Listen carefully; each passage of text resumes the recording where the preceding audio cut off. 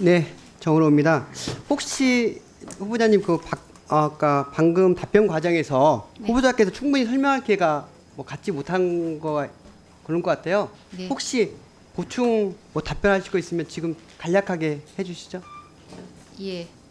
아까 언뜻 제가 정확히 말씀을 못 드린 게 제가 일저자면 제자들은 그러면 학위를 취소해야 되는 거 아니냐 이런 그 말씀이 좀 있으셨는데 네네. 거기에 대해서 충분한 답변을 못 드려서 저희 그 연구 생태계가 되게 학술 논문을 그 게재한 다음에 또 발전시켜서 그 석박사 논문으로 이어집니다. 네. 그래서 그런 논문들은 그 충남대학교 같은 경우 대부분 대학이 그렇습니다만 학위를 위한 의무 조건으로 되어 있습니다. 그러니까 그 지도교수랑 게재한 공동 논문들 그게 제1저자든 규신저자든 그거는 동등한 자격을 가지고 학위 논문을 낼 수 있는 성립 조건입니다. 학위 논문을 취소하는 조건이 아니라 그렇죠. 그게 학위 논문 취소 안 된다는 거죠?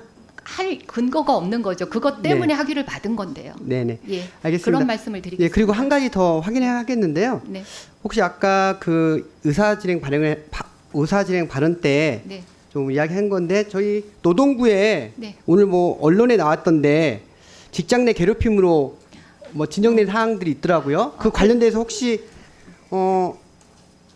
여러 가지 말씀을 하고 싶을 거 있을 텐데 고용노동부에 후보자를 상대로 제기된 노동관계법 위반 신고 및 접수 및 처분 내역이 있죠? 그게 전혀 기억이 없었고요. 네네. 그러니까 이제 제가 기관장으로 네. 직원들 사이에 이런 분쟁들이 신청됐다 취소되기도 하고 그런 사건의 하나라고 저는 이게 본인 아닙니다. 후보자가 아니라 절대 아닙니다. 기관장으로서 그렇습니다. 나왔던 부분들이고 이 부분들도 또 해결된 거죠? 그게 문제가 됐던 기억이 전혀 없는 걸 보면 네. 그러니까 그게 초기 단계에서 신고가 됐다가 취소된 사건으로 그렇게 추론이 됩니다. 네네. 이런 사실이 확인되지 않는 부분을 가지고 혹시라도 국민들께서 오해 있을까봐 네. 직장 내 괴롭힘으로 또 규정될까봐 제가 한번 네. 질의를 했습니다. 네. 그리고 보니까 우리 정부에 아까 후보자께서 이야기하셨는데 서울대 10개 만들기 공약 관련 건이 있더라고요. 네. 이게 우리 이재명 정부의 시그니처 사업 같은데 네. 이 부분에 좀 질의하겠습니다. 네. 먼저 이 정책을 어떤 철학과 방향성을 가지고 설계하셨는지 간략하게 설명 좀 해주시겠습니까?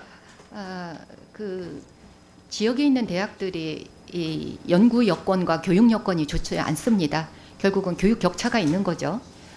앞서서도 말씀드렸습니다만 서울대가 1인당 학생 교육비가 6,600인데 지방대 평균이 2,200만 원입니다.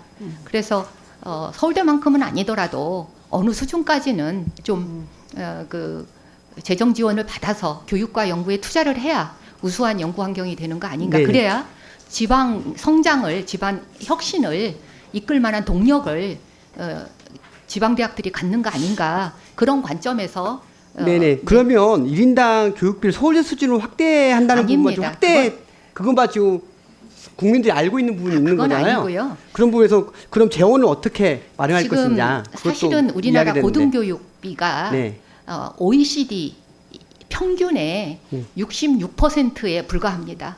초등이나 중등 같은 경우에는 많을수록 좋지만 비교하자면 그 평균을 넘어섰습니다. 근데 고등교육만 우리나라가 OECD 평균의 66%입니다.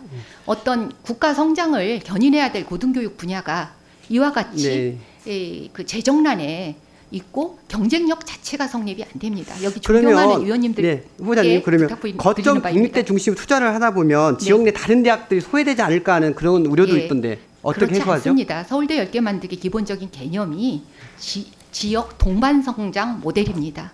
그러니까 저희가 성장을 해야 주변에 있는 학교를 이끌면서 그 공유와 협력으로 같이 상향 평준화가 된다라고 생각하는 겁니다. 말씀은 좋은데 그럼 지역 정주 그런 전략이 있나요? 그래서 사실은 이번 그 서울대 10개 만들기는 단지 그 재정 투입만 갖고 되는 게 아니라 제일 중요한 건 사실은 대학의 혁신 의지입니다. 대학이 뼈를 깎는 교육과정 혁신이라든지 우수교수를 유치하고 또 뭐 연구력을 엄청나게 제고를 해야 되는 게 당연한 거지만 그것보다도 더 중요한 것은 이게 이제 단순한 문제가 아니라 지역 정주 여건을 같이 개선한다든지 그러니까 그 청년들이 지역에 머물 수 있는 문화 환경을 네, 알겠습니다. 네.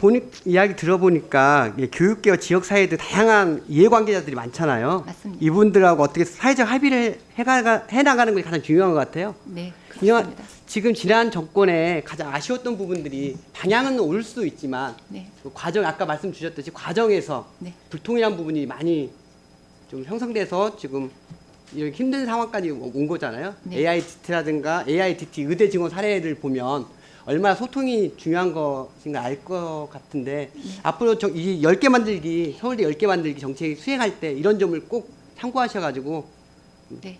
좀 확실하게 이재명 정부의 시그니처 사업으로 성공하길 빌겠습니다. 위원님 바라겠습니다. 말씀 명심하겠습니다. 그리고 한 가지 이제 평화의 소녀상 관련해서 한 가지만 질의를 하겠는데요. 네.